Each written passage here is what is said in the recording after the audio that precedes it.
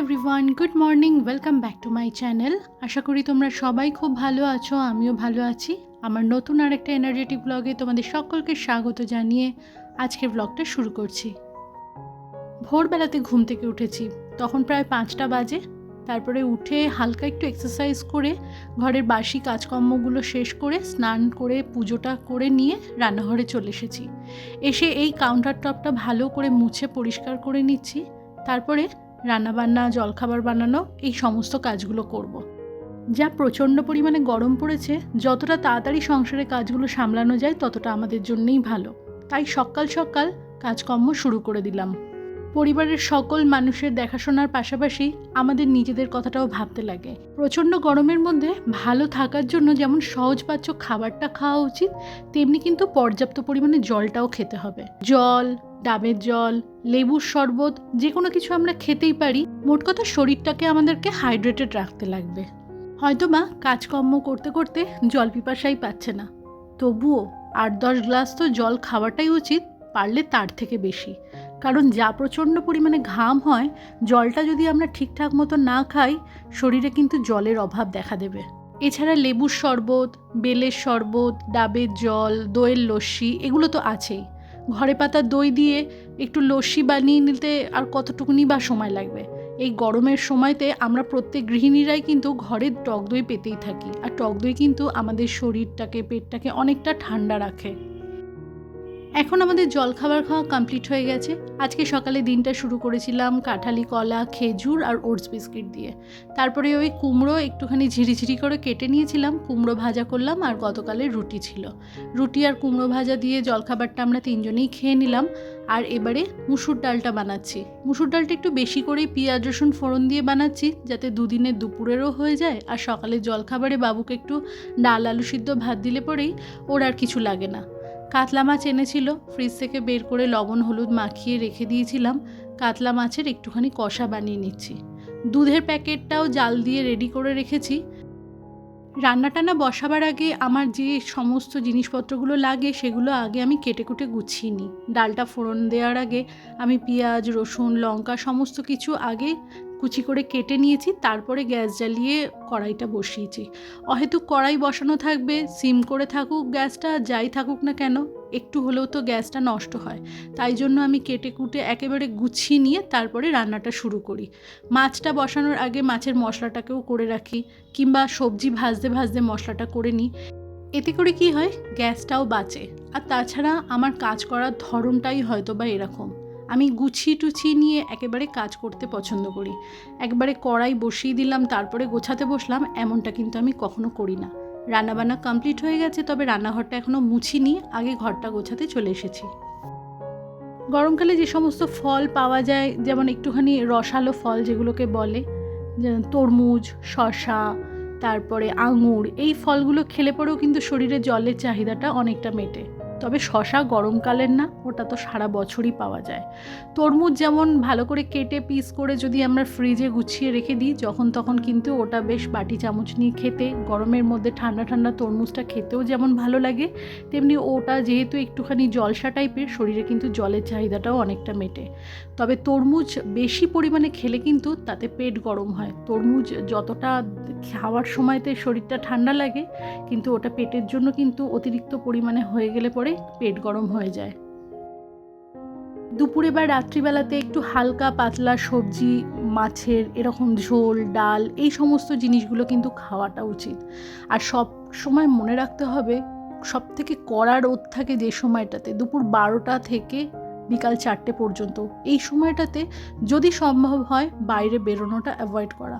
তবে কাজকর্মের জন্য যে সমস্ত মানুষকে বেরোতে হবেই, তার তো সেখানে কিছু করার নেই, সেটা তো করতেই লাগবে।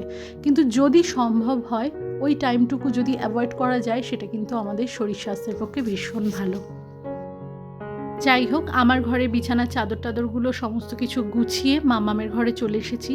এসে ওই ঝুলটা ঝেড়ে নিলাম ভালো করে, তারপরে ওর বিছানার চাদরটা বদলে ফেলছি। তার আগে ওই চাদর দিয়েই খাটটা ভালো করে মুছে নিলাম। আর ঝুলটা ঝেড়েছি, ভালো করে ঘরটাও ডাস্টিং করে নেব, তারপরে ঘরদোরগুলো মুছে পরিষ্কার করে নেব। চা কফি খেতে আমরা অনেকেই ভালোবাসি, বা বলতে গেলে বেশিরভাগ মানুষই আমরা ভালোবাসি।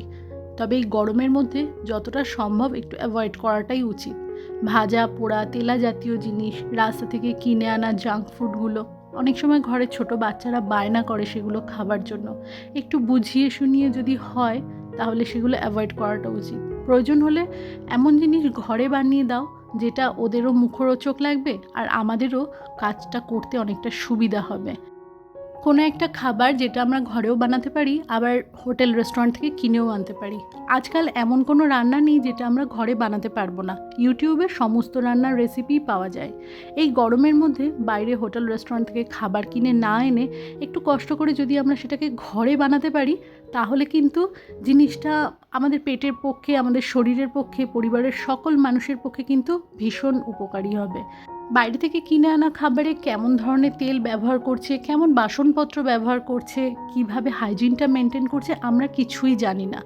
তবুও কি আমরা কিনে খাই না? নিশ্চয়ই খাই। রেডি টু ইট খাবার আমরা আনলে পরে হয়তো ঘরে আমাদের কাজকর্মের চাপটা অনেকটা কমবে, কিন্তু এটা শরীরের পক্ষে কি এই প্রচণ্ড গরমে উপকারী হবে? তা তো নয়। এটা আমাদের নিজেদের জন্যও যেমন খারাপ, পরিবারের সকল মানুষের পক্ষেও সেটা খারাপ। তাই জন্য উচিত কি, এই গরমের মধ্যে যদি ভীষণ ইচ্ছা করে তাহলে মাসে একবার আধবারের বেশি নয়। শীতকালে আমরা যে খাবারটা সহজে হজম করতে পারি, এই প্রচণ্ড গরমে কিন্তু সেটা পারি না। সেটা সবসময় মাথায় রাখতে হবে। সারাদিনে 2 থেকে 3 বার স্নান করো, তাতে কিন্তু আমাদের শরীরটা অনেকটা ঠান্ডা থাকে। আর বাইরে বেরোবার সময় অবশ্যই সানগ্লাস, চশমা, জলের বোতল ঘর থেকে ক্যারি করাটা উচিত। পিওর কটনের পোশাক, ঢিলে ঢালা পোশাক, এগুলো পরলে পরে কিন্তু এগুলো ব্রিদেবল, তো আমাদের শরীরটার মধ্যে কিন্তু ঘাম জমে একটা অস্বস্তি সৃষ্টি হয় না। আমার গতকালের ভিডিওতেই দেখেছো তোমরা যে প্রচণ্ড রোদের তাপ আসছিল বলে ঘরের পর্দা টর্দা টেনে ঘরটাকে অন্ধকার করে রেখে দিয়েছিলাম। এরকম খুব গরম লাগলে ঘরের মধ্যে পর্দা টেনে ঘরটাকে অন্ধকার করে রাখো, দেখবে ঘরটা অনেকটা ঠান্ডা লাগবে। আর খুব বেশি যখন কষ্ট হবে না, হাত মুখে জল দাও, একটু পারলে স্নান করে নাও, তাতে কিন্তু শরীরের ক্লান্তি ভাবটা বা হাঁসফাঁস করা যে একটা কষ্ট, সেটা একদম চলে যাবে। সহজপাচ্য খাবার দাবার, বেশি পরিমাণে জল, ঠিকঠাক পোশাক পরা আর নিজের শরীরের যত্ন নেওয়া, এটা করলে পরেই কিন্তু এই প্রচণ্ড গরমে আমরা প্রত্যেকটা মানুষই খুব ভালো থাকবো।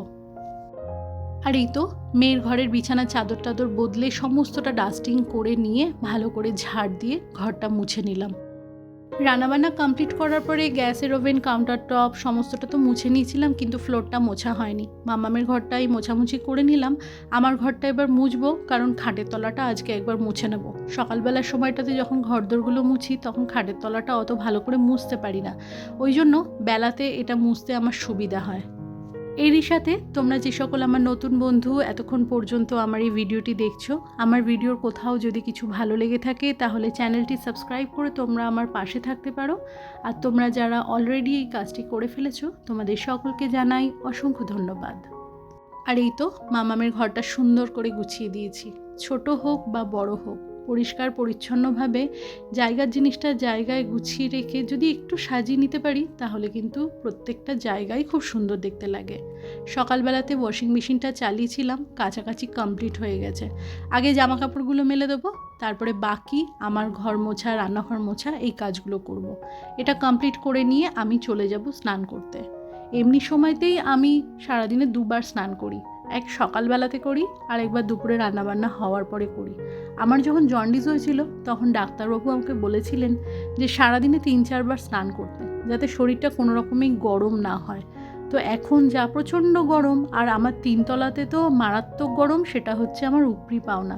ওই জন্য আমি সারাদিনে 4 বার স্নান করি এখন। ভোরবেলাতে একবার স্নান করি, এই দুপুরবেলাতে রান্নাবান্না করার পরে একবার স্নান করি, বিকালবেলাতেও আমি ওই একবার স্নান করে জামা কাপড় ছেড়ে সন্ধেবাতি লাগাই, রাত্রিবেলাটাতে গা ধুয়ে নিই। তখন গা ধুয়ে নাইট ড্রেস পরে তারপরেই আমি ঘুমোতে আসি। তাতে কিন্তু অনেকটা ফ্রেশ লাগে, রাতের ঘুমটাও ভালো হয়, শরীরটাতেও যেন অনেকটা শান্তি লাগে। আজকে খুব বেশি জামা কাপড় কিছু ছিল না, এই একটা বিছানা চাদর আর কয়েকটা জামা কাপড় ছিল। তো এই যে জামা কাপড়গুলো সমস্তটা মেলে দিলাম। এইবারেই ওই আমার ঘরটা আর রান্নাঘরটা ভালো করে মুছে নেব। সকালবেলাতে চাল ধোয়ার যে জলটা রেখেছিলাম তার সাথে ডালটাও ধুয়েছিলাম, সেই জলটা একসাথে মিশিয়ে এই বোতলে ভরে রেখে দিয়েছিলাম। এখন এই গাছগুলোতে দিয়ে দেবো। এই চাল ধোয়া আর ডাল ধোয়া জলটাই আমার গাছের ফার্টিলাইজার হিসেবে কাজ করে। তাছাড়া অনেক ভিডিওতে দেখেছি কলার খোসা ভিজিয়ে রাখা যায়, ভেন্ডির যে মুখগুলো আছে সেগুলো ভিজিয়ে রাখা যায়, রসুনের খোসা ভেজানো জল দেওয়া যায়। তবে আমি যখন যেটা পারি তখন সেটা দিই, কিন্তু চাল ধোয়া আর ডাল ধোয়া জলটাই প্রত্যেক দিন দিয়ে থাকি। আর হ্যাঁ, আরেকটা জিনিস, এই প্রচণ্ড গরমে সুতির পোশাক পরার পাশাপাশি বিছানার চাদর, বালিশের কভার এগুলো কিন্তু কটনের ব্যবহার করা উচিত। যে কোনো সুতির কাপড় কিন্তু ব্রিদেবল হয়, এর মধ্যে দিয়ে এয়ারটা খুব বেশি মাত্রাতে পাস করে। তার জন্য এই প্রচণ্ড গরমে সুতির যে কোনো জিনিস ব্যবহার করলে তাতে শরীর ঠান্ডা রাখে, শরীরে যে ঘাম হয় সেটাকে শুষে নেয়। অনলাইন থেকে বিছানার চাদর কিনলে ওখানে থ্রেড কাউন্ট লেখা থাকে, 140 থেকে 300 থ্রেড কাউন্টের যে বিছানার চাদরগুলো সেগুলো বেশি পাতলা হয়। এয়ার পাসটা খুব বেশিভাবে এই চাদরগুলোর মধ্যে দিয়ে করে বলে বিছানাটাও তুলনামূলকভাবে কম গরম হয়।